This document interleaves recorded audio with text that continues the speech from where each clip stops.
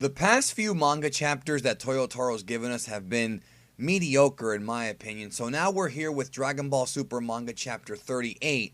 And can Toyotaro turn the ship around and deliver a quality manga chapter? Well, I guess if you're a fan of Kale, like if you're a super hardcore fan of Kale, you'll probably love this manga chapter a lot.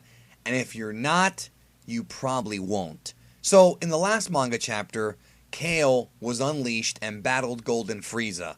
And this continues the story because Goku now wants to get involved in the fight. And we pick up with manga chapter 38 with Kale losing control of herself and going into a rage, running right through Goku and Frieza. Kale has clearly tapped into a power that she never knew that she had before, but unfortunately is not strong enough to control it. But as a result of this, Kale snaps and starts attacking pretty much everyone. And the first quarter, I would say, of this manga chapter is just Kale going on a complete rampage. So like I said, if you're a fan of Kale, you'll enjoy this, but a lot of people are not going to like this manga chapter because there are things that happen here. There are things that Kale does that seem a little bit far-fetched, especially if you compare it to the anime power scaling. Now, obviously, the two different, versions of the story, the manga and the anime, are meant to be separate, but I can tell you that Kale's power is absurdly higher in this version than it was in the TV version, and I mean by a significant margin. In fact, there's even a scene where Kale knocks Vegeta, Super Saiyan Blue Vegeta, nearly out of the ring, but Vegeta uses the Saber energy technique, like the blade technique or whatever, to keep himself inside. He's like the 80th person to use that move, but I'm okay with it because it's useful, and in this case, had he not used it, Kale would have thrown Vegeta out, which would have really been something to see. But that's not all. She also stuns Topo into almost getting thrown out, but Dispo saves him. So in the big melee, we see Kale just go through and run through so many different people from the different universes. We see her literally pick up and toss characters out of the ring like children, and this is the most eliminations in the quickest amount of time that we've ever had in the history of this manga and in the history of, well, even the anime too.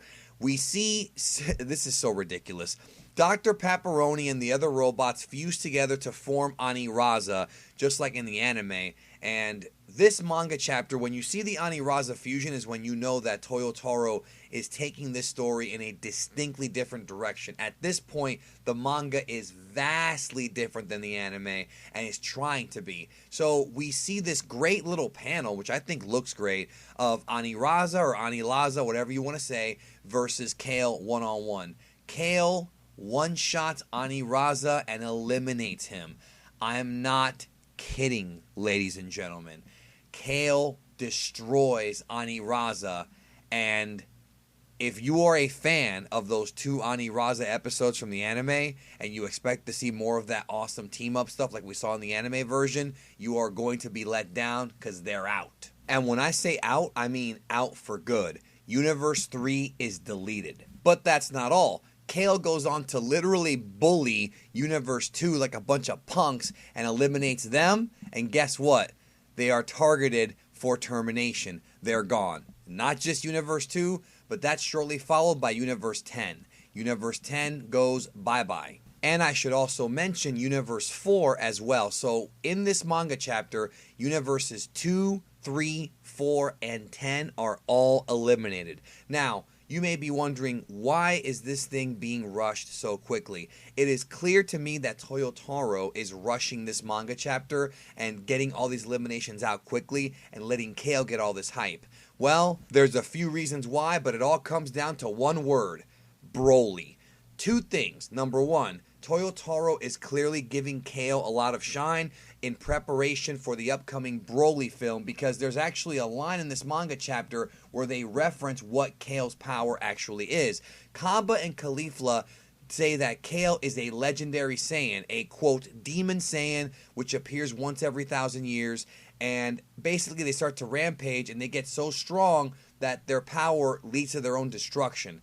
which is pretty much Toyotaro making reference all the way back to Dragon Ball Z in the Namek arc when Vegeta talks about the legend of the original Super Saiyan, who had this unbelievable power and hadn't been seen for 1,000 years, and that power wound up being too much for him. I am fully convinced that this is going to tie in to the upcoming Dragon Ball Super Broly movie and the backstory of Broly in that. Now, that being said, why else is Toyotaro rushing this? Although I have no confirmation that this is the case, I am fully under the belief that Toyotaro will be done doing the Tournament of Power arc by the end of 2018 and will go on to write the manga version of the Broly storyline that will be in the Dragon Ball Super Broly movie. That's what I think is going on. So you can expect this tournament arc to go by much faster than that Trunks arc did. And this manga chapter is evidence of it because we're already getting 4 deletions, 4 universes deleted in one chapter. So Kale has all this power and she can't control it. And what ends up happening is she ends up attacking her own teammates because she has no sense of herself. That sounds like a good idea on paper, but there's a problem here. A major problem. If Kale is this powerful and yet she cannot control who she is, she has no sense of reality and doesn't know who her opponents is, then why is she able to still suppress her power enough to not kill her opponents? You would think that if she was this strong, she wouldn't be able to control her power and she would be murdering people left and right who are weaker than her because of how strong she is. But when you see these eliminations, it's clearly calculated that she knows what she's doing. So this is another example of Toyotaro being a bad writer in that he's trying to do something different and then ends up doing something stupid.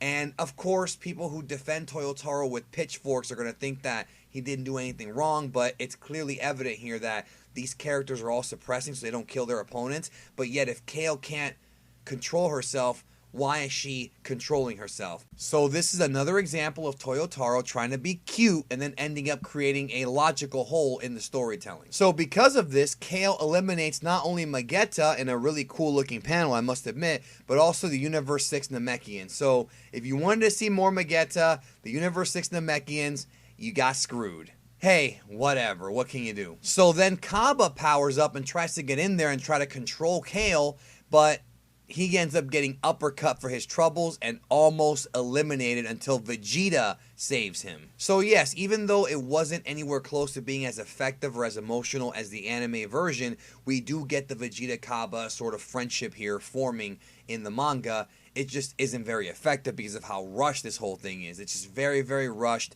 and there's no time to give anything any breathing room here. So then what happens is something that ends up being quite irritating and another example of a logic hole by Toyotaro. So the B team of the Pride Troopers attack and surround Kale and they all start to, challenge her. And she does okay for a while, but at the end of the day, the numbers seem to be too much for her. Now, keep in mind that just a few chapters ago, Goku in his base form was handling these same dudes. And yet somehow Kale, who is clearly much stronger than base Goku, is having trouble with the Pride Troopers. So Vegeta's explanation is that the transformation that Kale's using is all power, but as a result, she has no speed. Sort of like what happened with Trunks back in the fight with Perfect Cell. That is great, except for one problem, and that is the fact that Kale was able to surpass Golden Frieza in both power and speed just the previous month. So I don't know if Toyotaro literally waits a month to write these things, or if he doesn't pay attention to his own story, but it's like, dog, every time you try to explain something, it always ends up contradicting something else. Like, Toyotaro's really bad when it comes to doing his explanations because the majority of them don't make any sense. And with the anime, they had different writers per episode, so that was at least an excuse. With this manga, it's one writer and he can't even keep his own story straight. So anyways, they're ganging up on Kale, she's in trouble, and Caulifla's worried about her getting thrown out. But what happens is we find out that Caulifla has Potara's that she stole because she thought she could resell them for money. unlike the anime version where Champa gave them the Potara, in this version she stole them, and Champa sees it and says that maybe they can use this to win, but Vados is worried that they might get disqualified. I actually like the fact that Kefla stole the Potara in this version, because to me it makes more sense with her character, you know, being kind of this rambunctious troublemaker. So she has the Potara. Maybe they confuse. Kaba tries to jump in to help Kale, and Dispo rocks Kaba right in the ribcage, knocking him away. Kefla tries to come in to help. Kale is legitimately rocked. She's about to get thrown out. Kaba dives outside the arena, puts the Potara on Kale's ear, sacrificing himself, but because of the Potara being magic, this literally shifts Kale's body back into the ring, and she fuses with Kefla and they form Kefla. Now, that is a very creative thing they did here, and I like the fact that Kaba did that, because it's something very unique and in a unique way to have somebody be saved from elimination. But I'm left wondering, why didn't they just have Kaba and Kefla fuse? I guess maybe because they thought that or knew that Kale was stronger. So, yes, we do have Kefla here in the manga. And of course, because of the power of the fusion, Kale is no longer knocked out. So Kefla starts to run through the Pride Troopers like a hot knife through butter. It's at this point that I realize that there is a 90% chance that we are not going to see Ultra Instinct Omen in the manga, just the final version of Ultra Instinct. Because if you remember, Toriyama did draw the original artwork for the Mastered Ultra Instinct version, but never the Omen version. So that tells me that the Omen version is an anime-only transformation. It's not in the original Toriyama manuscript, and it will not be in this manga. Especially now, the fact that we have Kefla here, and we're not going to have Kefla fight Goku. So who is Kefla going to fight? Well, at the end of the manga chapter, they tease that Jiren and Goku are going to begin their fight, but Kefla wants a piece of both of them. She fires a ki blast at them, but then Gohan jumps in the way, and Gohan proclaims himself as the one to challenge Kefla. So yes, folks, Gohan has been training. It was revealed that he trained in the Room of Spirit and Time, so he is a lot stronger than he was before. But the idea of Gohan deflecting Kefla, remember this, Kefla, who is Kefla and Kale just got done raffle stomping half of these universes, literally 4 deletions. The fact that Gohan can't stand up to her, what are you thinking, Toyotaro? Because what's going to end up happening is, and this is the cliffhanger, by the way, for next chapter. This is the cliffhanger. If Gohan beats Kefla, tons of Dragon Ball fans are going to be irritated because Gohan beat a fused character, one of which being one of the legendary Saiyans.